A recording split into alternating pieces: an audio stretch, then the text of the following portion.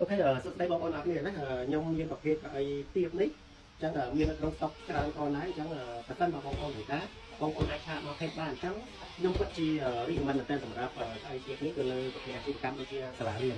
សម្រាប់បងប្អូនគាត់ធ្វើគឺយើងអត់មានបារម្ភជាមួយនឹងគាត់មុតដៃមុតជើងឬក៏អីទេព្រោះតែយើងមានប្រើស្បែកគូធំអញ្ចឹងពិតហើយមួយទៀតគឺខ្ញុំពិតជារីកមិនមែនតែទៅអាជីវកម្មដូចជាក្លឹបហាត់ប្រាណឬក៏កន្លែង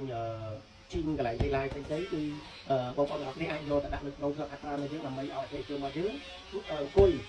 ហាត់ប្រាណឬក៏ដាក់សម្ភារៈផ្សេងៗរបស់គាត់ឬក៏អង្គុយហាត់ប្រាណអញ្ចឹងខ្ញុំពិតជារីកមិនមែនតែសម្រាប់ប្រភេទទីនេះអញ្ចឹងបើសិនបងប្អូនត្រូវការគឺបងប្អូនអាចឆាតចូល page ឬក៏ link Telegram ខ្ញុំនឹងដាក់ link Telegram នៅក្នុង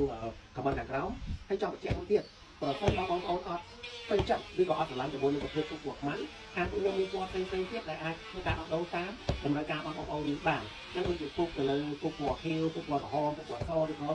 ប្រភេទស្បែកគោពណ៌ប្រហែសដល់ខាងខ្ញុំមានដែរអញ្ចឹងឲ្យតែបងប្អូនត្រូវការទៅលើប្រភេទពូជពណ៌អីគឺខ្ញុំអាចធ្វើការដាក់ជូនបានឬក៏បងប្អូនចង់បានជាមួយនឹងប្រភេទក្អីឧទាហរណ៍ថាបងប្អូនត្រូវការក្អី10បងប្អូនត្រូវការពណ៌របស់2ក៏ខាងខ្ញុំអាចធ្វើបានដែរសម្រាប់ស្បែកគោអញ្ចឹងបើសិនបងប្អូនត្រូវការបងប្អូនអាចធ្វើការឆាតទៅពេកសម្រាប់អ្នកដែលកំពុងចាប់ពី10កៅឡើងទៅខាងពួកខ្ញុំនឹងផ្ដល់ជូនតម្លៃពិសេសណាសម្រាប់